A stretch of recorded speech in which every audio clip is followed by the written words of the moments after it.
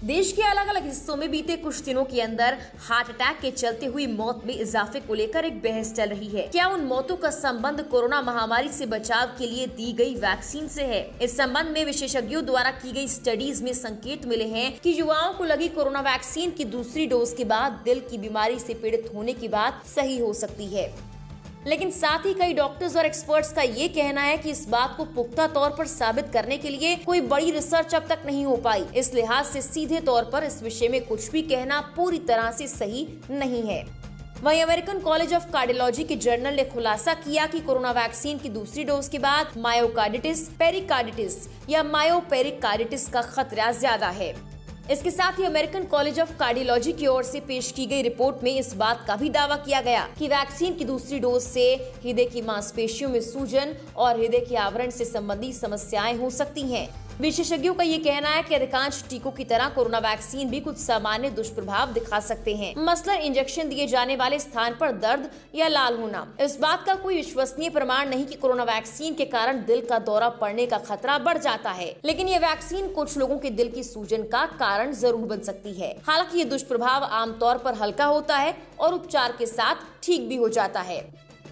American college of cardiology के अध्ययन में ये बताया गया कि कोरोना टीके से हृदय की सूजन की दर कोरोना संक्रमण के कारण होने वाली हृदय की सूजन की तुलना में बहुत कम होती है। इस पूरे मामले को लेकर एक्सपर्ट्स अभी भी सटीकता से कुछ भी कहने में असमर्थ हैं, क्योंकि अमेरिकन कॉलेज ऑफ कार्डियोलॉजी द्वारा प्रकाशित की गई रिसर्च पेपर की अभी तक अन्य वैज्ञानिकों द्वारा समीक्षा नहीं की गई।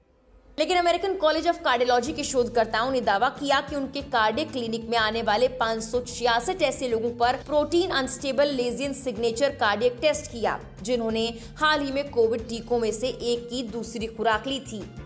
POLS कार्डियक टेस्ट में लिए गए ब्लड सैंपल को 9 अलग अलग मार्कर्स पर मापकर 5 साल की अवधि में दिल के दौरे के जोखिम की भविष्यवाणी करने का दावा किया गया। इसमें पता लगा कि उच्च POLS स्कोर दिल के दौरे के बढ़ते जोखिम का संकेत दे रहे हैं।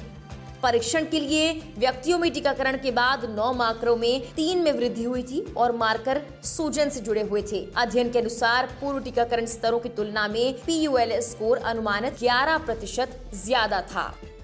अमेरिकन कॉलेज ऑफ कार्डियोलॉजी के इस रिसर्च में साफ तौर पर कहा गया कि POLS के अध्ययन बताते हैं कि कोरोना टीकों के चलते दिल के दौरे का जोखिम बढ़ा। लेकिन अन्य एक्सपर्ट्स का ये मानना है कि अमेरिकन हार्ट एसोसिएशन की ओर से जारी की गई स्टडी पेपर में कोई विश्लेषण नहीं दिखाई देता और साथ ही डेटा की कमी है। इसके चलते उसे सीधे दिल के दौरे के जोखिम से जोड़ना विश्वसनीय नहीं जान पड़ता। अन्य एक्सपर्ट्स की बात की जाए तो उनका कहना है कि आमतौर पर किसी भी तरह की टीकाकरण के चलते अस्थायी सूजन आती है, क्योंकि आपका शरीर टीके की डोज के विपरीत प्रतिक्रिया उत्पन्न करता है। इस वजह से सूजन दिखाई देना या उसमें वृद्धि होना स्वाभाविक है। हालांकि उस सूजन को सीधे दिल के दौरे के जोखिम से नहीं जोड़ सकते हैं। फिलहाल के लिए इस वीडियो में इतना ही। तमाम और इस तरह की वीडियोस और खबरों के लिए आप लोकमत हिंदी को सब्सक्राइब जरूर कीजिए।